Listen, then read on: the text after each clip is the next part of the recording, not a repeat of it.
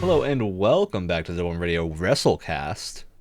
As always, I'm your host Ryan, and I'm joined today by my lovely duo of co-hosts Ryan Hello. and Brett. Also, hello. We're here to talk about AEW All Out 2022 and a whole lot of other things. It's been 5 years since we last did a Wrestlecast. Or at least that's what it feels like. It has been that many months. So less than that, actually. Not even that many. AEW's had a bit of a cluster the last few weeks. So we're going to, first of all, pretend like nothing happened for a little bit and go through the pay-per-view relatively quickly. We have other things to talk about. Due to scheduling, it just wasn't feasible for us to talk about the pay-per-view immediately. And you know what? I think in this case that has helped us. I was going to say, but because of that, we've been able to wait and see the absolute tomfoolery that has occurred in the wake of All Out. Truly unhinged chaos that has been unleashed upon us. Man, I don't think we're ready, but it's time to get into it either way. Let's start with the pre-show. So AEW. How young and innocent we were thinking that How this young is and innocent when we just see, Sammy Guevara and Ty Mello now, not Ty Conti, Ortiz, Ruby, and Ruby Soho for the AAA Mixed Tag Team Championship.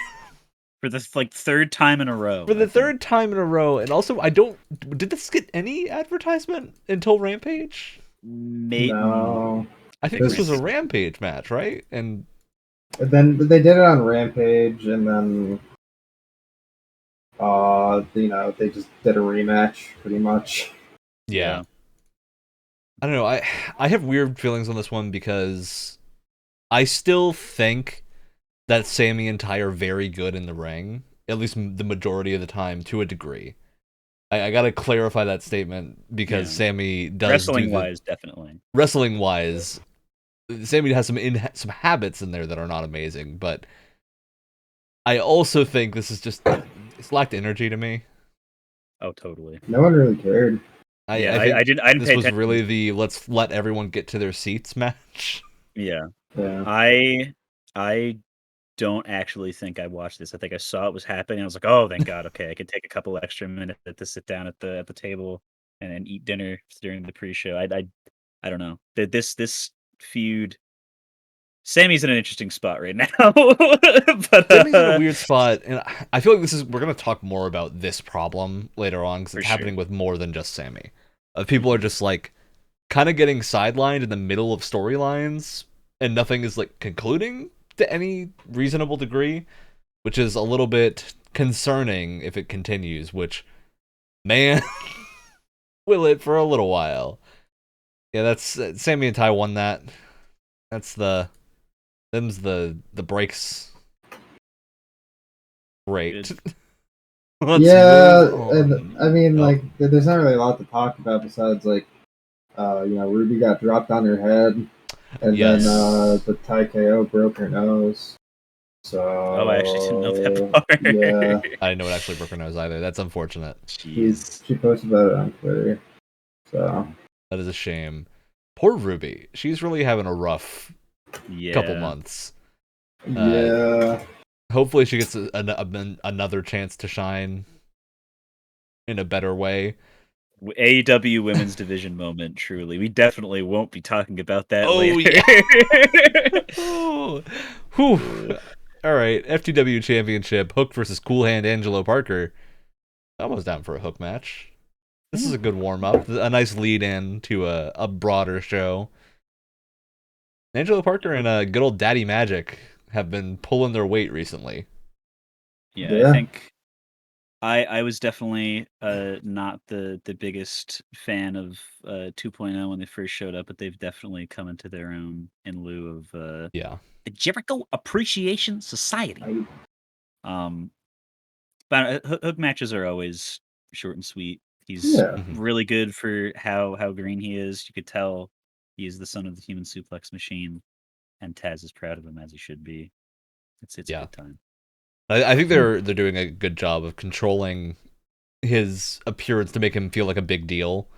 Yes. While still hiding the fact that he's green, which I think AEW has largely done a pretty good job of, even with people like Jade. Jade especially, yeah. Yeah, so I think this is a good, solid mark in how they're handling some up-and-comers that are still training. So I'm excited to see what Hook is going to do in the future.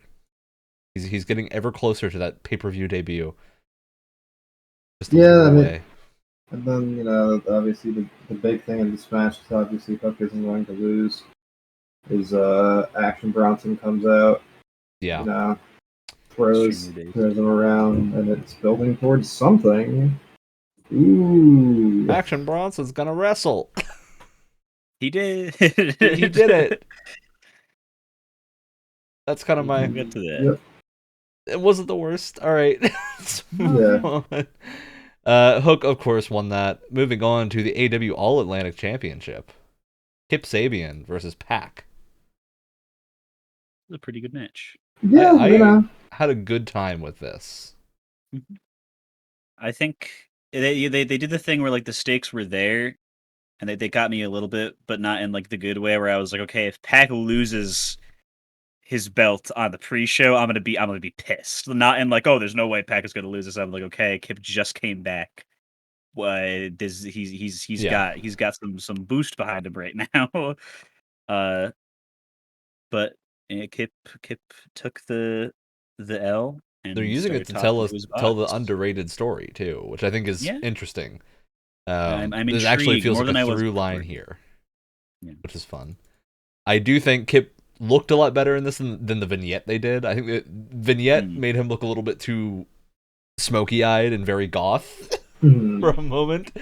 But in actual ring with big lights on, I think it looked a lot more toned down in a way that helped the kind of gimmick he was going for. So I think this was fun.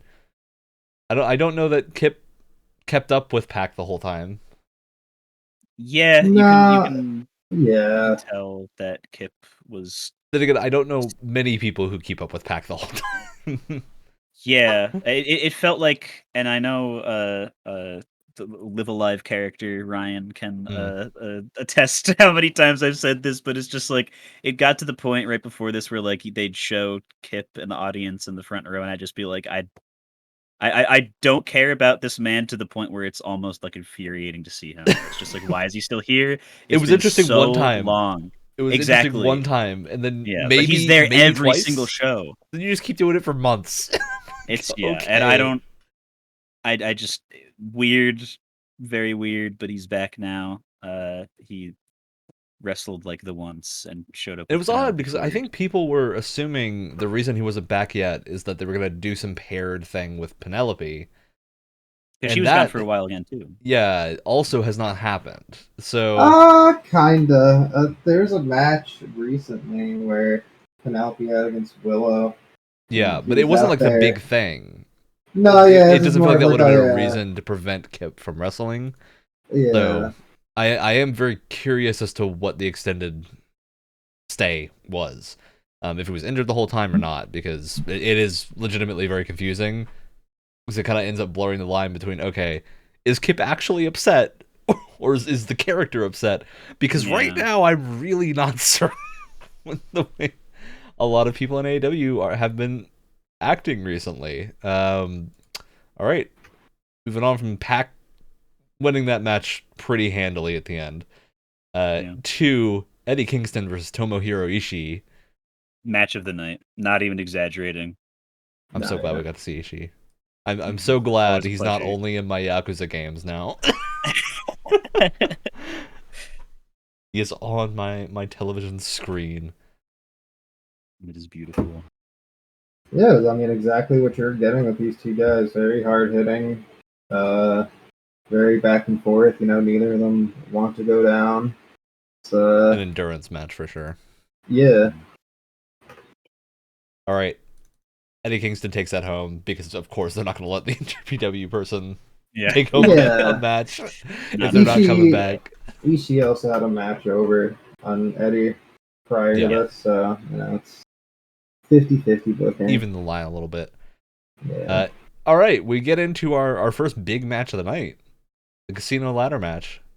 Claudio Castagnoli, Wheeler Yuta, Penta El Zero Miedo, Rey Fenix, Andrade El Idolo, Roosh, Dante Martin, and the Joker. In his spooky little mask.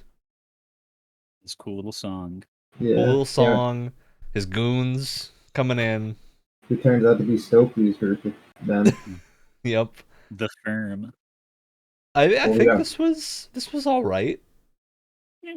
With the people involved, you didn't think it would be as messy as it was. Like, it was fun to watch. Yeah. Don't get me wrong, but like there are a lot of if they were these people who were not in the ring when they missed some of those spots, like it would have gone terrible. Like the one where Andrade was kind of climbing up, and then Claudio was trying to flip the ladder or whatever. Yes. They couldn't get it fully. Yeah. I know what you mean. This is also, I think, a confusing thing, because this is sort of pulling in the same group of people that have been in these types of Battle Royale style matches recently. In most of them, outside of Claudio, I think. Most of these people have been in these matches repeatedly for the last 3-6 months. So I'm kind of losing steam on the whole let's throw Yuta, let's throw Dante Martin into these ladder matches when they don't get a whole lot done. It's starting to wear off a little bit.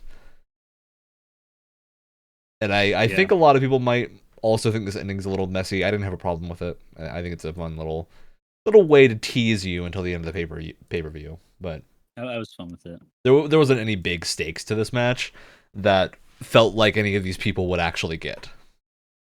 There were big stakes to the match, but I didn't think anyone but the Joker here could have gotten them.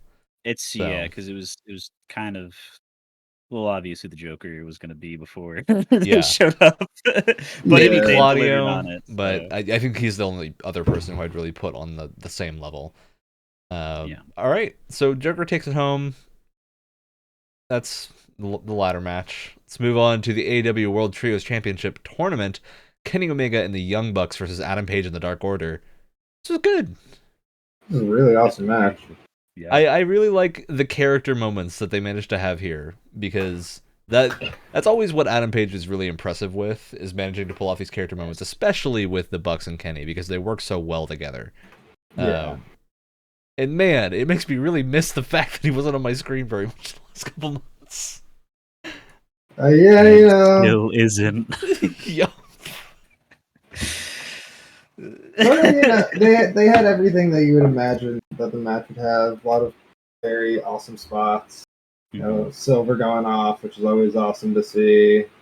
The Bucks and Omega are just awesome. I think Reynolds looked pretty more solid than he has in the past in this match. He looked so solid. I think he really showed up on his own. No! Yeah, he did. He did, yeah. Yeah. This was actually broken. Oh, poor boy. Just wrap him all in bubble wrap. It's gonna be our next pay-per-view. Yeah, we keep him extra safe. Some packing tape. But as one would figure, of course the Omega and the Bucks are gonna win this, and I know it's such an awesome match. I really can't wait to see what they're gonna be doing on Dynamite after the show. To see what, and 3 weeks later, we'll get into that. We'll get into it. Yep. Okay. Well, I also want to point out here, I do think they did a good job of building up Dark Order a little bit prior to this match by having them win some higher profile. Finally. My God. Because they're always so fun to watch, but they're always getting jobbed out. Yeah, or they win things on Dark, and it's they deserve to be on TV. Yeah, that doesn't count. Mm-hmm. It's kind of like an Acclaimed situation, and now both of them are getting some comeuppance, so I'm happy about that. Yes. But all right, that's Omega and the Bucks took this home. Time to talk about the AEW TBS Championship: Jade Cargill versus Athena. This match sucked. I thought it was okay. I think I'm starting to have a real problem with the Jade push. Not due to any fault of Jade's, but just due to there is nobody in the women's roster who AEW can build up to take Jade down. Yeah, it's at They the just point wind where up getting she fed to her. exactly. She says there's no one in the roster that can defeat her, and she's actually right because all the people that can right now are in the middle of other stuff that they just are getting wasted on, or are injured and are We had unable to build up compete. to Chris being able to have a good run here. I have to believe that Chris would have taken down I would hope. Statlander would have taken down Cargill. Yeah. But I don't know anymore. I'm I don't know. legitimately not sure. And I'm going to bring up a comparison here to old, not super old, but NXT a few years back with Asuka and her undefeated reign for a full year, I think, if not more than that. And why I think that worked a lot better than this is Asuka visibly won by a hair in almost all of her matches, but still managed to look in control the whole time, which I think is a really fine line to walk. Part of that is that she's crazy talented, but she is really good. I think there's starting to be a disconnect here. However, Ryan, if you remember, how did Asuka lose the belt? She didn't. but in WWE that makes sense because she got called up to a different thing, right? And then she lost. So there's still an end point, right? I think that's the difference here is in NXT you can have someone who's undefeated for their whole reign because they will get called up. And if you know they're going to get called up, you can play into that. And man, were some of her last matches incredible. Yeah. Her match with Nikki Cross lives rent-free in my head all the time. But man, I wish Jade was being treated more like that. And again, I think no fault of Jade here. This is entirely booking needs some work. Spots need some work. There's a lot of things here that aren't lining up. I love Athena. I don't buy that Athena is going to take down Jade Cargill instantly, especially on this short of a build-up with this much of a push. And I'm still a little confused about Athena's gimmick here. Because she shows up with the wings sometimes. She loves Dungeons and Dragons. I know, and I love that. Character every single time she walks out, and it's like, okay. You know she built those wings? Yes, she built those wings. She built them. You know that? So she had a match at the Dynamite in Albany that Ryan and I went to, and I leaned over immediately and said, "Do you know she built those wings?" I liked it a lot more when she showed up more recently in the headgear and a cool mask and stuff. I thought that looked a lot more impressive. The wings I've just never understood because they're always neon. They're not it's D&D. And they're neon. They fold out, and sometimes they look like they're just able to keep themselves together. And then they got thrown on the ground that one time, and it's like, dude, that's it. That they just broke. That's like $200 of work gone. They're cool. I don't know that they're the greatest entrance gear for how active she is in her entrance. Jumping all over the place. It looks like they're gonna break apart the entire time. The convention wear, I don't know that the wrestling wear, or give her the type of wing that Kenny Omega wore the one time. It's a big old wing that doesn't move as much, and I think we're in a better spot. Yeah, that can work. It's a little confusing. I think it's just not as strong of a gimmick as Jade has right now. For sure, yeah. All right, Jade won that. No question. No questions there. She was green. She was green like She-Hulk. Yeah. I did actually. I loved her gear in this. That was very funny. Yeah. That's the thing. Also, is that you have the side by side of someone's gear who's confusing, and Jade's gear is always incredible. Every single time, it's a cool weird I think pattern. Athena just needs a color scheme. That's really all it is. Yeah. I just need a consistent color scheme to get into it. You can keep the wings. Just give me some color symmetry, matching there. Man, all right, let's jump to the next match, which I think was one of the biggest surprises we had. Jay Lethal and the Motor City Machine Guns. Yeah. This is Wardlow and FTR? I have a issue with this match. I was thinking about it so much. I'm like, oh man, this is gonna be awesome. The Motor City Machine Guns are awesome.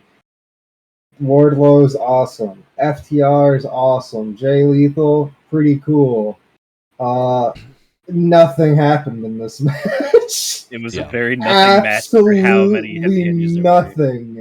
I cannot remember a single thing that happened in this match I forgot about it until I read it on this list. Was besides Wardlow powerbombing. Of course, because Wardlow powerbombing is always a good time. I think this was a weird pairing or weird trio on both sides. I don't hate the idea of Wardlow and FTR doing something, but I think it would have more impact against a higher tier team in AEW. I also just feel like it very like specifically that they're like holding FTR to actually win the titles for something, like the AEW titles. Yeah. Like they like in a very almost consistent holding period with them, and at some point they got to do something, which it looks like they're building up to something now. But because FTR is great. I like all the individual people in this match. I just don't think it came together as well as it could have. And especially because I don't have any connection to Motor City Machine Guns as a team. They're not someone I've ever watched before. I do. That's the thing, is that they've been around, and I know they have really good. This was my first and I think only match of theirs that I've seen, and it was disappointing because it does not live up to what they're known for. It's this felt like people hyped up Will Ospreay for me, and when Will Ospreay showed up here, I was like, I get it. I understand why people hype up Will Ospreay. I didn't get it with Motor City Machine Guns. I also am getting the feeling now where I'm having flashbacks to the Codyverse, guys, and I'm scared. Yeah. Because Wardlow's had this belt that is a singles belt, and he's been doing tag things for a little while. And it's just like, I'm in Wardlow's world, and I'm waiting for something to happen. I'm waiting for the rapture. I just give me people who challenge Wardlow and lose. Like, that's all I need. That's literally just give him at least a 10-minute match or something. That's what the TNT belt was best at when Cody. I feel like Wardlow could bring back the Serena Deeb challenge that went on for a month and then disappeared forever for some reason, despite being a good thing. For like half a year at least. That should have continued until Athena or someone debuted and got further than 5 minutes. Like, I think there's so many opportunities with that type of storytelling here. We're just kind of not doing them. And it's very easy. You just feed someone to Wardlow every couple of weeks and then he's happy. And they get closer to beating him every time until someone does. It's like basic baby doing like a Dante Martin Wardlow match where it's constant cat or mouse as to if Dante's gonna get caught. It'd be great. Yeah. I would watch 10 minutes of that easily. What? So we didn't get that. All right, Wardlow and FTR took that home. Time to talk about Ricky Starks versus Powerhouse Hobbs. This is a little wacky. So strange. This here's the thing. If we actually did this right after the show, or relatively after the show, I think we'd have different things to talk about compared to how we now in the future have seen things played out. Because at the time, it really didn't make a lot of sense. Yeah, Ricky got squashed in 5 minutes by Hobbs. Yes. Which is unbecoming of Ricky. That is not usually very unbecoming of Ricky, for him. And also oddly unbecoming of Hobbs, I think. Yeah, it was weird. I because I even said in our little predictions thing, I think it would be based if Hobbs won, but I didn't think that it would be 4 minutes and 35 seconds or whatever. Yeah. Again, though, I agree with you, Ryan, that in not even retrospect, just now that the time stream has been allowed to continue in the current present, this is developed into a good back and forth, where especially the match that they've had most recently has been totally worth the slight confusion of the pay-per-view match. However, much like the Jade versus Athena match, this did not feel like a pay-per-view match because it was just so short. And between two, which is a shame because this feud could be a pay-per-view feud. Oh, absolutely, easily. Yeah, I was expecting a struggle, right? That's why I said it would be cool if Hobbs won, just barely got it at the end or something. I do wonder. I would have loved if this was some weird stipulation, throwing some weird thing that Ricky or Hobbs is we need to make this a street fight or something strange, just to get a little bit of blood flowing for a match that is hopefully not 5 minutes. I think I would have been more into this, but the combination of despite me liking both of these people a lot. Yeah. All right. Hobbs took that home, obviously, in under 5 minutes. Yep. After that, we got the AEW World Tag Team Championship. Swerve in Our Glory versus the Acclaimed. This was surprising.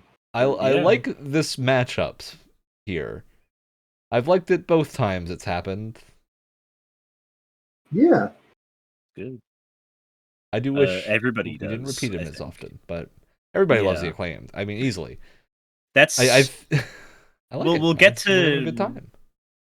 We'll get to why. Probably not just me, but why I think they're repeating it for safety. But like, it was weird having this happen and then like, immediately build up into a rematch. But like at the same time, seeing the Acclaim walk out and I think get like 6 times the reaction they were expecting from everyone immediately standing, especially and compared to like people screaming. like Swerve and Keith Lee. People like that team. They really like the Acclaimed. Everybody loves the Acclaimed. So I do wonder what the process backstage was for this series of matches. I don't think it shows as bad. Either way, I think this is one of the better if it was a Swerve. At some point, it doesn't feel bad. I think I'm happy with how these matches turned out. I think it's a good pairing because these teams are so very different in how they function that the matches are always entertaining. It's like, oh, is Keith Lee going to pull a crazy thing off? Is someone going to manage to disable Keith Lee? Is Swerve going to mess up and lose the match? It works for that aspect in particular, I think, where because like there's like the Acclaimed are in the position where like they could actually just like explode and just like just destroy the entire like city that they're in. Like Anthony Bones comes out, oh no, my boombox is actually a nuclear reactor. Goodbye, the state that we're sitting in right now, and no one would care. They go, oh, scissor me, as they're all being turned to dust. It literally wouldn't matter. People would still love them, but Swerve in Our Glory is in a little bit of a wiggly spot right now, where Keith Lee is, he's untouchable. Everyone loves Keith Lee, but it's that's Swerve guy. He's really good, and I sure do like to boo him, and that's definitely his job. But he's right very now, sketchy. He's done some sketchy things, and I don't. Which is odd when you're trying to. I don't know if they were trying to be billed as the faces here. I legitimately don't know who Tony Khan wanted to be the face in this match. I think. I hope it's the Acclaimed. I think it is the Acclaimed, and only Keith Lee. Yes, because that's what they've gone with afterward. Pretty solid. Yeah. I don't know. I'm excited to see whatever the fallout from these matches are because I love me some Keith Lee, and I would love me some Keith Lee throwing Swerve across a building. But that would be very good. I don't know if we're ever going to pull the trigger on that at the rate we're going. All right. Swerve in Our Glory took it home that time. Very quickly lost it a few weeks later. AEW Interim Women's World Championship was right after that. Another interim belt. Toni Storm versus Hikaru Shida versus Britt Baker versus Jamie Hayter. This was fine. It was okay. It was okay. Fine. Yeah, it's just it's just with the state the whole women's division kind of is. This is right now. the only 4 people in the women's division right now.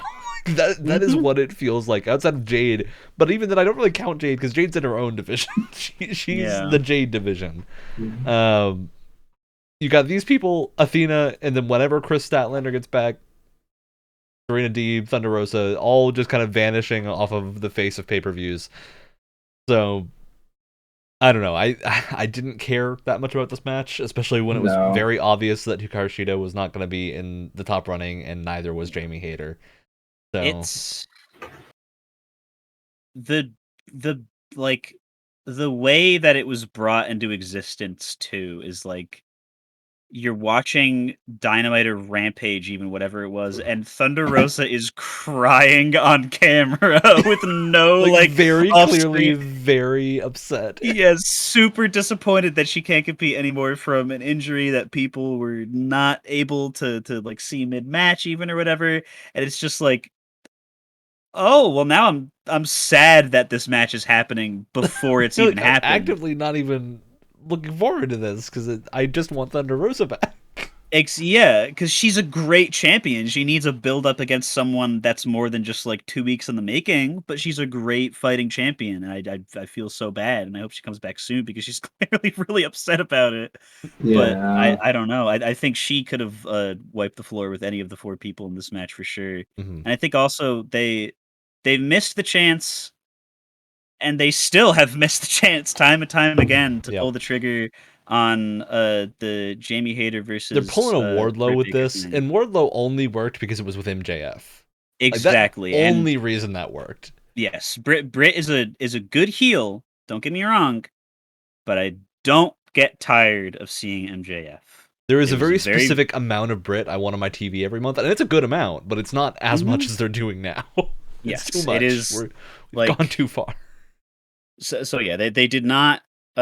Jamie Hayter is still very oddly friends with the person that is very visibly betrayed her multiple times, and it's at like, okay, when it happens, like I'm still gonna be like most people, I would imagine, like, oh, finally, good, it happened. Like I'll be into it, but like, now my reaction is, oh, finally, instead of woo, exactly awesome, right? They missed the chance for me to be really surprised and happy because Jamie Hayter rocks, and I think by this point, you know, she's gotten to the point in AEW where she could absolutely fend for herself, and having a rival for Britt is literally necessary for Britt's character to work, because otherwise she's just you cannot even handle her. She's so annoying. Yeah. And Hayter especially being just like no business, or all business, no bullshit, just like get straight to the point. I'm gonna beat the crap out of you. It would be the perfect foil for Britt, who's just like, you know, just an asshole all the time and is great at being that. But again, hasn't happened. The literally all the steps leading up to it have been done multiple times in a row now. But Jamie Hayter keeps coming out of the crowd and looking like she's gonna beat up Britt, and then just doesn't. And then they like hug, and it's just I have to ask, are you too excited to see Toni Storm versus Thunder Rosa more than you would be excited to see Jamie Hayter versus Thunder Rosa, or Hikaru Shida versus Thunder Rosa? I'm a no on both ends of that. Yeah. I don't dislike Toni Storm, but it kind of feels like she's been shoved to the forefront of this with no end point. Absolutely. Like, Toni Storm and Thunder Rosa feuding doesn't make a lot of sense in the story they built up, and it just isn't. I don't think this is where they should have taken an interim championship. This, to me, really felt like your opportunity to either do something with Hayter or give Shida a run in front of people, because people really like Shida. Mm-hmm. Why do you think they're not pulling the trigger? Because they're just lazy? Legitimate answer, I think Tony Khan is overextended. I have a feeling that's what it is he can't book out all these storylines at once, and is afraid to give other people the power to book. That would be my actual guess. We'll find out at some point, I assume. We'll talk about it more when we get to talking about the women's division again later. Yeah. So Toni Storm won this match. Moving on to Christian Cage versus Jungle Boy. This had some pretty good build-up, I would say. A little bit of a confusing build-up at points, but largely I feel a lot of energy behind this match. There's a lot of emotions going into this that I'm very much buying from Jungle Boy and Christian Cage. I think even though this match was short, I think it was awesome. I'm not gonna lie. Yeah, it was good. Yeah, and I actually really like that Christian won this. It was not my prediction, but I am really down for them building up another strong heel. Yeah. Because it makes sense. Jungle Boy's got a big career in front of him too. For sure, yeah. And it made sense too, right? Because like when Luchasaurus went back to Jungle Boy, he didn't change the way he looked. He never put his hand on Christian, and he still came out with his heel music and everything. So I mean, like, obviously, it made sense that he's still bad because he didn't actually change anything. He's never actually injured Christian. Mm-hmm. Yeah, I've been a fan of this feud, mostly because it is intelligible the whole way through. I can follow what it's is not happening. Sloppy. It's not sloppy. By the grace of the wrestling gods, nobody has gotten injured. Thank God, yeah. Because man, that has been a wrench in all of the works recently. Uh-huh. But a shame for everyone involved. That is no one's fault. It is just awful. It's continually happened this year. All right, moving past Christian winning that, Bryan Danielson versus Chris Jericho. I am a big fan of both of these men. All right, Big boys. It was all right. Yeah, that was the thing. Their match that they had on Dynamite was a lot better. Way better. Yeah, I was gonna say I don't actually remember what happened in this match because I've overwritten it with the Dynamite version. Exactly, and I realized that I'm remembering things from Dynamite instead. But I don't know. They just did. The Dynamite match felt more like what you would want in a pay-per-view match, where like they're going through like all the motions of their like biggest moves and countering each other while playing to the crowd a lot. Especially with two people with this much of a history behind them. Yes. Like, that is a thing you can do with these two, 100%. They've been around for a while. Deliver in the pay-per-view. It wasn't bad, but it was certainly not what I would expect from this match. Also, Jericho won, which... Yeah. Like, again... Where do you think this was gonna go if everything else didn't happen? I don't know, because the thing that confuses me with Jericho winning here is I think they have consistently billed Bryan Danielson as like a top 3 contender repeatedly. As like the only person who could go with both Hangman Adam Page and Kenny Omega in the ring for a full hour. How does that compare to Chris Jericho? Jericho wins by underhanded tactics, his Jericho Appreciation Society, which can be a fun story. Oh, I don't really buy it in a pay-per-view, though. It's, against someone like the current character of Bryan Danielson, you know, his matches tend to be... Especially, he got a musician entrance. Yes. It was terrible.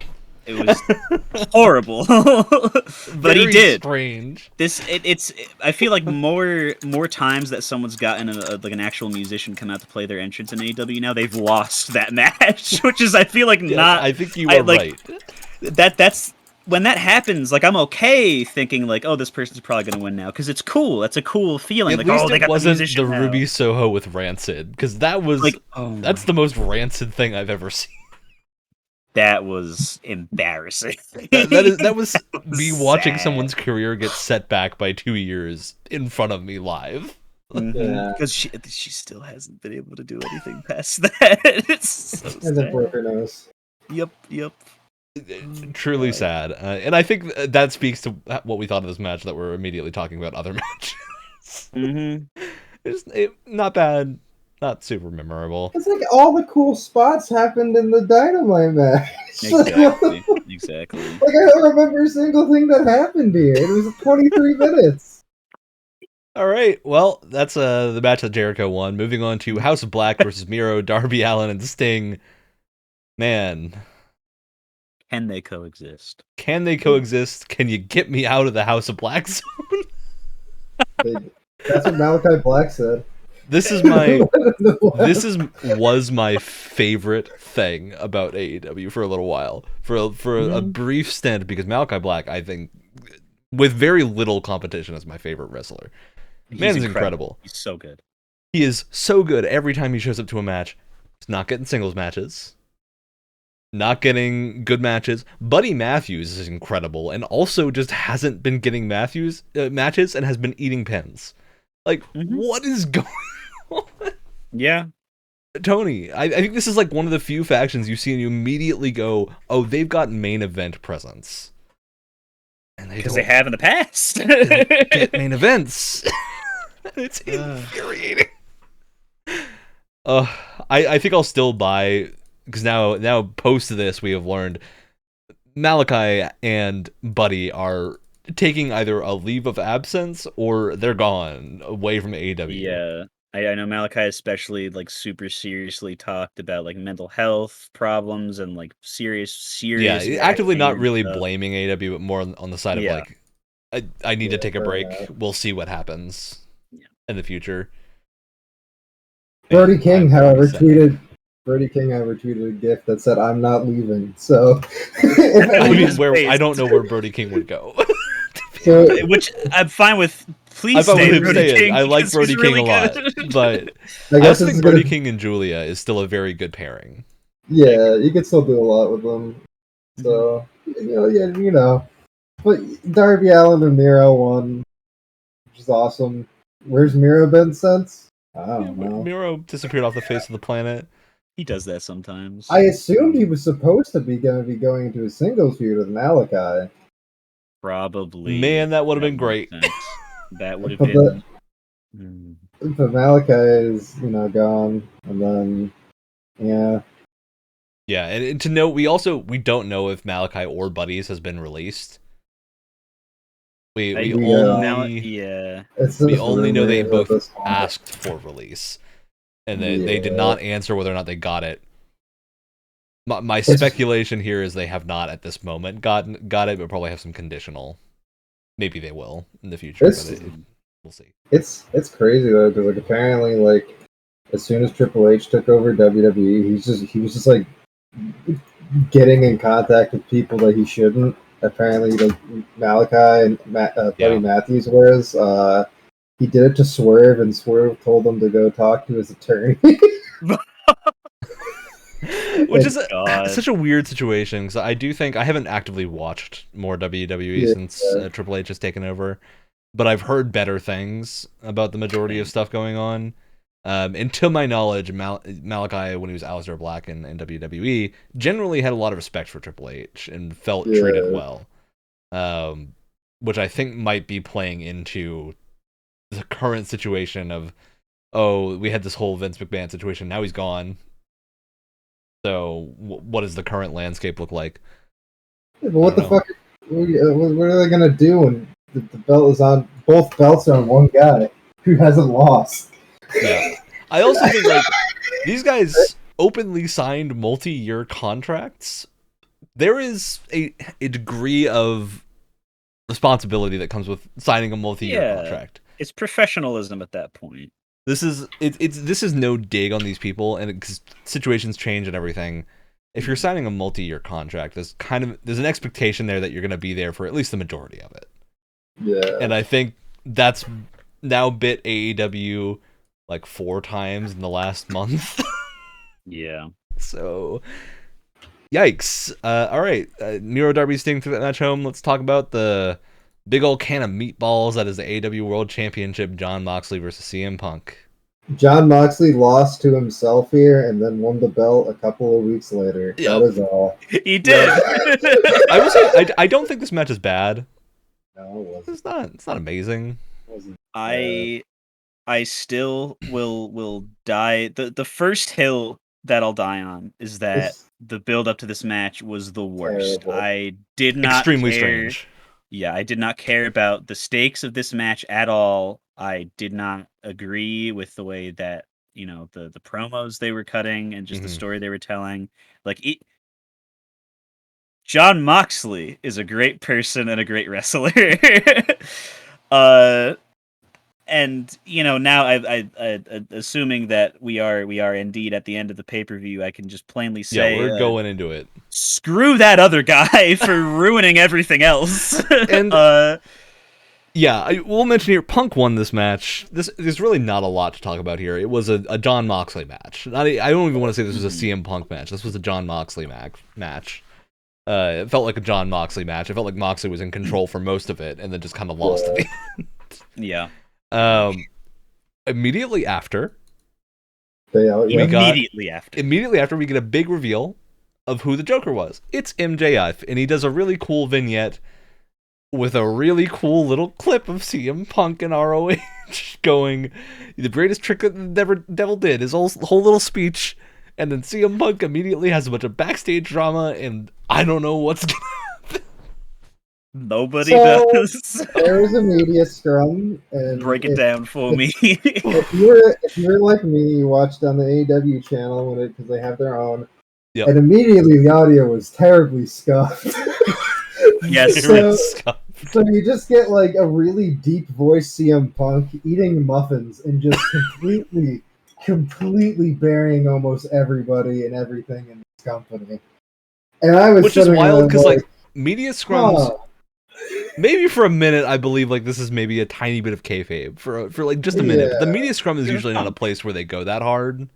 Yeah, because you are legitimately like talking to media and potential investors sometimes. Like, so he was just talking about like how these people out there are journalists, and he just immediately started talking about Colt Cabana. Immediate, no one prompted him on anything. You can watch videos, like you can watch the media scrum, and like there's like just like a 5-minute clip of like a journalist asks him a question, Punk blows it off, asks him if he thinks he's a real journalist, and if he's worked with Colt in the past, and the journalist says yes, I'm a wrestling journalist for a while. I have worked with this other wrestler in the past as a journalist, yes, and then Punk just obliterates him completely, starts blaming other people in the locker room for like planting the seeds of like horrible like rumors coming out on the internet, and just a bunch of sounds like a conspiracy stuff. Theorist. It really does. It sounds like someone that is like in his mind. It sounds like a megalomaniac, I can speak English, willing to just be that guy that takes everyone down with him, because he did not hold back. It was really weird. You can zoom in on Tony Khan's face as he is watching his world fall apart around him, and he's just like, it's just like staring at Punk like, I'm gonna cry, stop. Some other... of course, Tony Khan, being the cinnamon roll of a person that he is not able to get control of the situation at all. Doesn't even really attempt to, which... I'm sorry, TK. At some point, you gotta channel a little bit of Vince McMahon energy. It's cool. Just good. Like, all right, let's get CM Punk off. Thank you, CM Punk. Let's bring in. Just get him off of the stage. You don't need to make a big deal out of it. Just be like, okay, well, we're gonna move on now. CM Punk, thank you for being here. Go to bed. It would have been fine.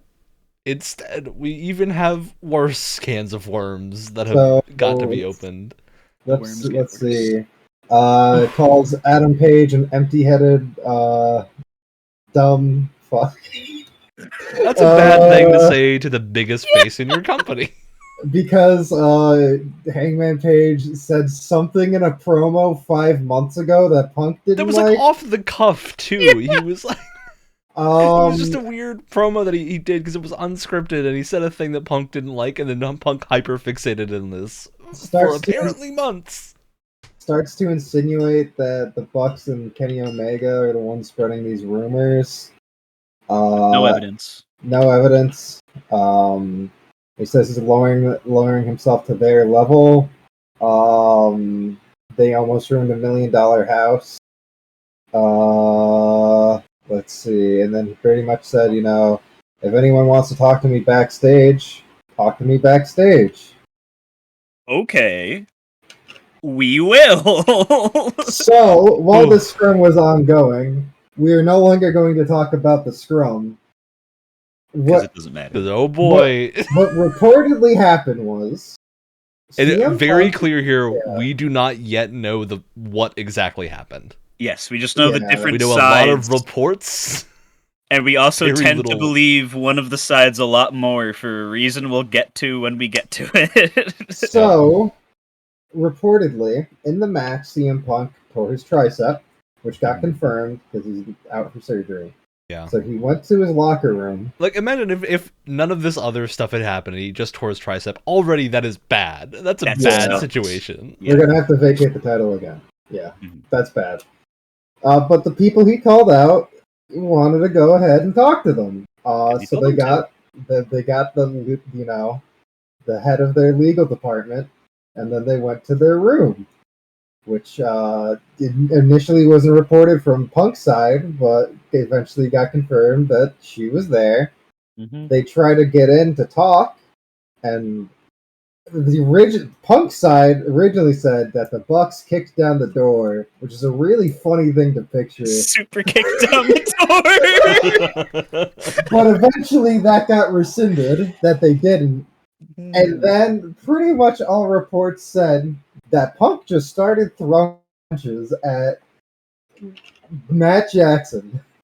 Yeah. And The then, last thing we've heard is the main debate now is whether or not Punk was throwing punches because he legitimately feared for himself in a moment of like thinking you were gonna hit him, or was just mad, or he just started throwing punches. Yeah, like because the executive vice president of the company would go in and instigate a fight with the head of the legal department right there. Of course.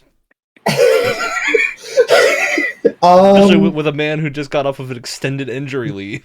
Yeah, and with the leader of the legal department behind him.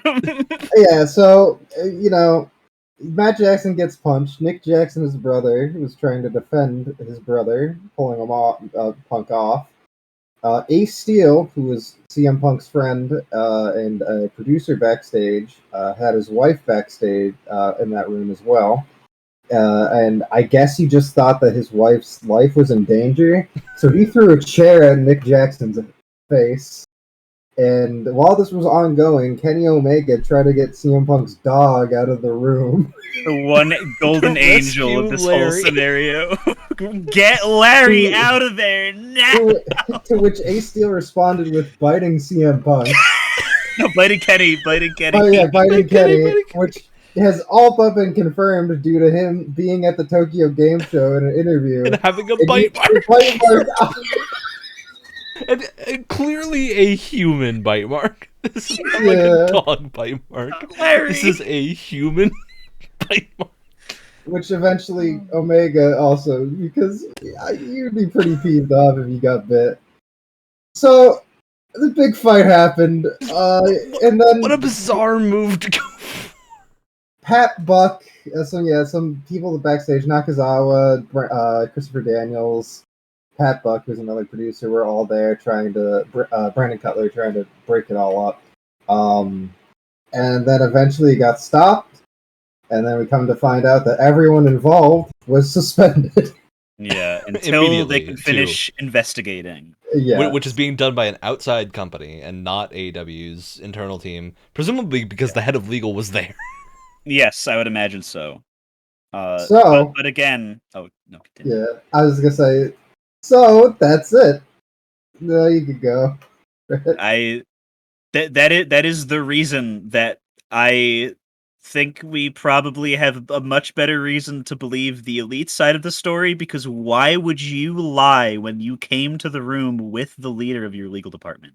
Yeah. As also, EVPs Kenny of Omega showed up at Tokyo Game Show. Like, he's not clearly not in any huge trouble right now. Yeah. The thing that troubles me most about this is not that it happened, but that in the talk that's been going around about it, it's been that the fight is being investigated, when I think at least the things that Punk said in his interview unprompted are grounds enough for him to be maybe even fired just off of that. At minimum because suspended, right? Yeah, because that's where this leads to, is what happens next. Because in the wake of this happening, there were reports of most of the talent not knowing what was going to happen on that Wednesday, like the day before that Dynamite was going to happen. People had no idea what the booking was. The matches were not even announced until the day of, most of them, and things were still just happening. Like, oh, okay, we got this now. Okay, immediately, multiple titles now in flux on top of the women's division title, which is already in flux, and the TNT belt, which is not having anything happen to it, and the TBS belt, which is not having anything happen to it. What's going to happen? Is it going to be the EVPs of the company all of a sudden getting fired, or God forbid stepping away because they're frustrated with the legal decision? Or should they do what you guys can speak your mind also, but I'm going to say first that I think what should happen is that Punk is gone. I don't think he belongs in the company anymore, because I've talked about this with you, Ryan, that multiple things that I've seen, that I've been shown, and that I've heard from wrestlers have pointed to the truth that, yes, okay, wrestling looks fake, but when you are in that ring with other people doing those moves, many of them can kill the other person. And you, as a person in that ring, have that other person's life in your hands to perform those moves safely. take the bumps safely from their moves, vice versa, all that stuff. And if you are a top build guy, you are CM Punk, you're telling me that your company's never gonna book you against Kenny Omega, like the toppest guy in the company? Absolutely not. And you're gonna tell me that there's not gonna be some like residual hatred, bad blood between them, especially with Punk, who has not let go of this Colt Cabana thing for his entire career after it's happened, to the point where they can't even see each other. And rumor has it that's the reason why Colt Cabana has been pushed to Ring of Honor and side appearances only. You just can't have that risk. You can't have that risk of someone that is so hateful of the rest of your locker room and so many of your top players, and so willing to bury your own company on top of that. That is not a good kind of person to have as a member of your talent in your company. And by this point, I don't really think anyone likes him anymore. I have seen no one on like Twitter, Reddit, or anything. Pretty much nobody coming to his defense, which is especially with FTR. Like, yeah, you would have expected to see even FTR say something, because they have in the past, but nothing this time. I think, I don't know. I think there's nothing saving him from this. If the only thing that I could see coming to his aid here is that Tony Khan just ends up somehow being a bigger fan of him than the Bucks, and if it ends up being a choice that comes down to him, that he picks Punk or something. But I think that would be the stupidest. I think that is the worst decision you could possibly make. Like, if the company just barely did not fall apart after this, the company would fall apart if not even relating to like talent or anything. It's just like, imagine the backstage of your top founding people are ousted because CM Punk just decided to have a fight with them, and man, that's a bad look. That is the worst look. That's worse than WWE has looked in a long time. And that's saying a lot. So, and like, who's to tell he won't do it again? That's the big thing. Exactly. I think the real shame here, MJF's not going to get his moment. That's I know. The biggest shame here. I do think MJF can spin this to be an incredible character thing. For sure. But it is going to be like, they got to find something new to do with MJF after this, because whatever was going to happen with Punk is clearly not possible now. So yeah, I think that's going to be the biggest barrier here to fixing this storyline. I think it's a true shame, because Punk, in some of his few matches that he's had, has been incredibly good. Like that dog collar match was incredible. It's a real shame to not have that storytelling element, but it's not worth risking the safety of everyone else in the company. Absolutely. I do think it's important to mention here, there's been some other rumor mill stuff going out about Kenny Omega saying some stuff backstage about not hiring like 8 of the 10 people they've hired over the last year. That has since been like generally ruled that was meant to be a joke, but it just wasn't received well. And some other stuff. There's a whole can of worms going on at AEW right now. So, well, from what I've heard, ultimately, and we can kind of get into the aftermath of this, is that there is a meeting held by Danielson, Mox, Jericho on the Wednesday after this happened, and from there it kind of set things back in a more positive light within the company. From what especially that's a good group of people to have, for sure, restore some semblance of order. So after this, we get an announcement from Tony Khan, which Tony normally never really talks on TV. Yes. Saying that he stripped the titles. He doesn't really tell us why. For legal reasons, probably. Yeah, I don't think he can.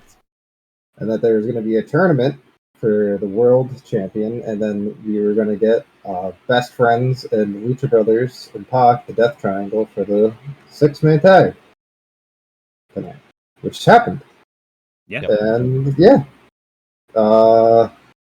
like, I don't know how we want to take it from here. Just like general aftermath of like the big. I think general aftermath and the effects that we think this is going to have on everything. Are the biggest thing here. We don't need to go through episode by episode or anything. But I think the biggest like lingering effect here, AEW is going to continue this period of like what is going on for at least another couple weeks. This is sorted out, which is a shame, because I think viewership has been dropping a little bit. It's actually gone up. Hard to follow. It went up immediately for Dynamite. It has gone down for Rampage again. That's impossible to do at this point. I'm convinced. Yeah, it's a can of worms. I think there is a recovery here, but I really think this, coupled with the fact that the Undisputed Elite has also fallen apart. Bobby Fish, we found out his contract expired, and no one's renewing it.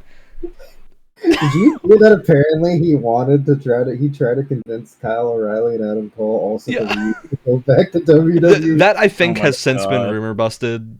Okay. I think I saw that was rumor busted. He went to Impact, I guess. Yeah. God. This is a weird one to me because I do actually think Bobby Fish had a really good showing in the matches he was in. Yeah. But the big thing to me is, why did we not keep him around long enough for an Undisputed Elite versus the Elite thing? That's clearly the story here. They didn't even keep him around for an Albany show, Ryan. He's from Albany, and he like his contract expired like a week or two before. Just give the man like 2 more months, just stick a 2-month extension on there, let him ride it out a little bit. So, I wonder if that, because his contract expired technically before like everything happened with Punk. Mm-hmm. I want, because he had issues with Punk. When they had their match together, he kicked out. He kicked out at basically at 3 for one of the funniest reasons. That being that Bobby Fish pretty much said, "That's Kenta's move. I'm gonna kick out of it because you're doing Kenta's move." Wait, let me. I'm gonna try to find that tweet. It is the funniest tweet I've ever read in my life. Was it from an interview, I think? It must have been, but there was some heat on Bobby Fish backstage. Yeah. Which may have, again, because of the things going on with Bobby Fish and Punk, that could have been the reason why he. Oh, I found it, Brett. I found it too. Yeah. Okay, you want to read it? So I'm gonna. One of the words I'm pretty sure we are not allowed to say on Twitter, even. So I'm not gonna say that. On how Punk acted like a "see you next Tuesday" after their match. You can put those letters together mathematically in your head. Interestingly enough, there was a little bit of whatever in the match that he and I had, and then Phil was really, I don't know what kind of language I can use here. After that match was a "see you next Tuesday." And frankly, as a martial artist, I went out and laid my shoulders down for you. You should be grateful that I did. Because on national TV, if I decided I wanted to haku your ass, I could have. Because you're that little bit of a threat in my world. And I'm not John Jones or Anderson Silva, but I've been doing martial arts since I was young, and I can handle myself enough that I can fold you like a wet nap, Phil Brooks. So for you to be a "see you next Tuesday" afterwards for a mistake that you made, it doesn't wear well. Yeah. That is a power move. And then he said that, not to mention the move he finished with is not his, it's Kenta's. Yeah. So you took a man's finishing move. Anyone knows pro wrestling? That's fucked up. You weren't even decent enough to change the name. And then Kenta replies, "Hey Bobby, you're 100% right." Kenta did. Oh god. So I maybe Bobby had a little bit of heat on him prior. Yeah, he definitely did have a little bit, but I don't know. I think that's a lot less heat than Punk has right now. Oh, for sure. I guess part of it is that Adam Cole's been injured, so it's a hard ask. But man, this is a gigantic missed opportunity, huge missed opportunity here. I wonder, because they technically still work with Impact, right? Yeah. I wonder if they just decide to pull the trigger on it. I feel like Bobby Fish has got to be resenting them now. I think that's going to be less good because of that. He gets to make more money, though. True. I don't know. It depends on how strong his anger is. I mean, he could be pretty angry from the looks of it. Oh, God. So I do want to say also that we mentioned it had the potential everything to fall apart. They did not Things did not all fall apart. Yeah. And I think largely in part, at least from the fan side of things, because Jon Moxley is the most powerful human being on the planet. Moxley, Jericho, And and Danielson keeping everything together right now. for sure. But Mox's promo immediately on the next Dynamite, Mox came out and laid out probably just like the most badass, like in the middle of the ring, most likely probably like 80% unscripted besides like a couple main ideas because my man was just going off like crazy about just like things suck right now, but it's we're still here and nothing has changed. We're gonna keep going. I'm still here. People suck, but some people also don't suck, and that's really cool that those people don't suck. So we're gonna focus on that part instead and keep going. And just obviously, and in a much more verbose and poetic way than I just said it. But it was like even watching that, I was like, okay, I'm back in. I was worried. I'm back in. Knox got me back. And it seems to have worked for most people. I know the viewership of that episode in particular was extremely high because people wanted to know what the hell was happening next. But Tony Khan, kind of nudging Mox to do that was definitely the right call. And I think, we can talk about the tournament a little bit, I guess. I think the long and short of the tournament is we got some cool matches to explain the situation, which generally have been very good. I think very high quality level of these, especially compared to the pay-per-view. Yes, extremely good. Hey, we got Mox again. It's 3-time repetition, such a short time especially. But from Tony Khan's point of view, this is the safety pick. Mox I also think Danielson being the pick here after losing to Jericho a little while ago would have felt weird. As much as I would be down for Danielson being top guy, you got to let it build back up again. Mm-hmm. But like it's what New Japan did a similar thing when like a bunch of their guys were getting COVID and dropping out and getting sick and stuff. Just put on Shingo. Shingo's never had a problem in his entire life, and he's just the most like the safest, most based wrestler on the planet. And a good idea for a safety pick. Safety picks for having championships are a good idea when your company is under threat of dying, which is also why. No longer spoilers anymore because it already happened, which is also why I think that's why the Acclaimed are champs now because everybody loves the Acclaimed. It's just smart thing to do. If you're gonna give it to them now. Like nobody else is going to be able to get people to forget about what just happened. As well as they are. I also think Death Triangle is a really good pick as long as for however long Pac is going to be around for. Yep. That's the big question mark. But as long as he is, man, I'm down for some more Death Triangle all the time. Only kind of weird thing is that they did lose a match against Swerve in Our Glory after winning it. But, that's... what are you going to do? Yeah. Swerve in Our Glory keeps their thing up. What else?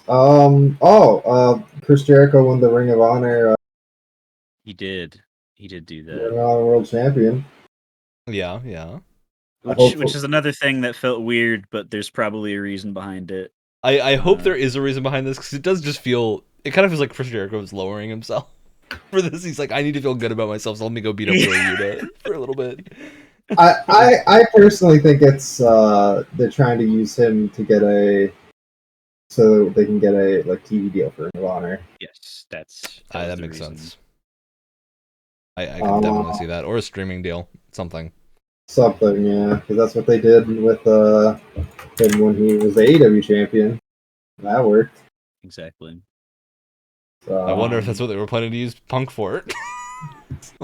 Probably. And I am so curious to hear about the earnings calls and whatnot now because I know Tony had been using Punk as a big like lift up for a while, and now that has gone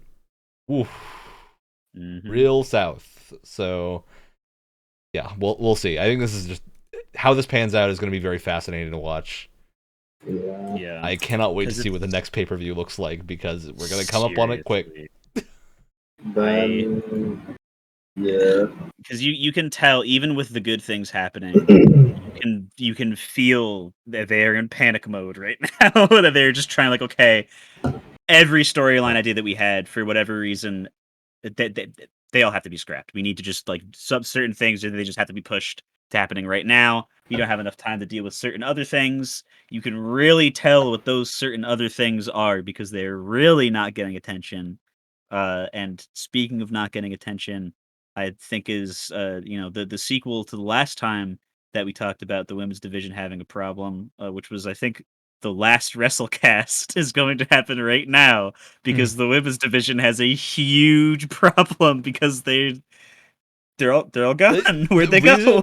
We are not talking about it because we legitimately forget it exists. Like, that is the problem right now, which is a shame, because I think all of us are super interested in the women's division and would They've had love great to matches watch more of their stuff.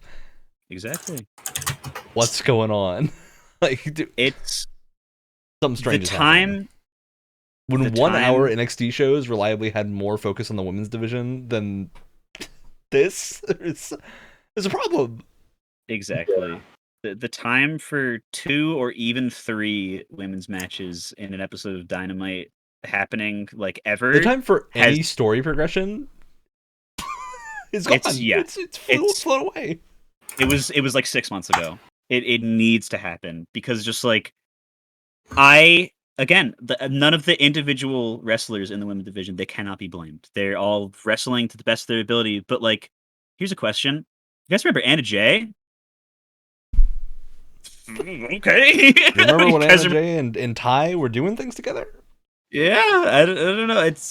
She's still there. She comes out every so often, but that doesn't count as a match, so I don't really care. I like you don't have you need to build up things like someone having an actual good feud with Jade, someone feuding for the women's champion, uh someone actually having a reason to be with a male wrestler to do the mixed tag matches, but you cannot do that if you just do not give them time, and they don't have enough time every week to build up these stories. And that's why you get like Athena's been around for a considerable amount of time. It's like people in the men's division in the past have been around for less time and have been built up better, because they're there every single episode. They wrestle every single episode of Dynamite and Rampage up to their like big match or whatever. They have that build up. They've done it in the past because they get more time, because they're not confined to just one match per episode, or like some weird like B level promo per episode. Yeah. Athena totally could have been, feeling like the person that would usurp Jade, but with the level of buildup that she got, that was never going to feel like the case, because she never got enough time. And like that's before even talking about the people that are injured, because that's kind of out of the man's control. It just kind of sucks. It's not like any of these people are like bad, untrustworthy like workers that like go out to hurt people or don't know how to do their moves correctly. It's just like your wrestlers, like I'd said over dramatically before, people can literally die in the ring. It's if anything, it's a good thing that broken noses are like the worst of it, that sort of thing. But it still happens, and no one can control it really. But usually when a couple people are out, you that leaves room for the people that usually don't get shown a bunch, like Sheeta and Jay, and I don't know, like Yusakazaki or something. I just like all the people that are on Dark that have used to be on Dynamite and were actually fun to watch and haven't been there in like 2 years. I don't know. Yeah, it's sad. I think it's just a very strange thing to resolve this situation in a way that makes sense. I think they will be able to do it. Oh, for sure. Doing that while also juggling storylines for the women's division and other groups and tag teams. I don't think Tony Khan can do all this himself, and it's clearly kind of been how it has been. man, he needs someone to help him book. Specifically the women's division. Like, get someone in here who is a good women's booker. Maybe Thunder Rosa, because she has her own promotion too. Like, we got people you can pull from. It's just, man, clearly TK is stretched too thin and really needs some help, because it's hit the point where I think he doesn't have any storylines that are actively spinning right now because of all the stuff that's gone on, and that's a problem for the future. It's not like an immediate issue, but it will become more of a problem every week until it's resolved. So hopefully we hit that resolution with Moxley going through the ropes of being champion again. Rip that man's vacation, dude. He just wanted his vacation. He wasn't even supposed to be here today. I know. Man. All right, well, that's the Wrestlecast. We're going to talk about the next one. Hopefully it's not this insane. That would be great. Well, I will say, next pay-per-view is going to be in Newark. Oh yeah. I'm going to that bitch. Oh yeah. Because I need to do a pay-per-view at some point in my life. Yeah, get there early. I do still remember when I was at Double or Nothing. We were in there by the time they'd already started the pre-show. Like, it took until the pre-show had started for us to get inside. Part of that is Vegas arenas are not well oriented for that type of thing. But, man, I had to go send my friend who was there and doesn't watch a lot of wrestling to go get me merch while I sat watching starting matches. Because I really wanted to see Hook at a pay-per-view. Yeah. All right. Well, that's the show. We'll be back next time. That's it. Hopefully in a better mood. Oh, and shout out to that one guy who came to the Dynamite right after with an AEW sign with a bite mark taken out. The Anal Elite sign with a bite mark through it. Yes, that is top tier right there. That's a top tier me. Need to see more of that. Oh my god. Tell me why. Cody, please.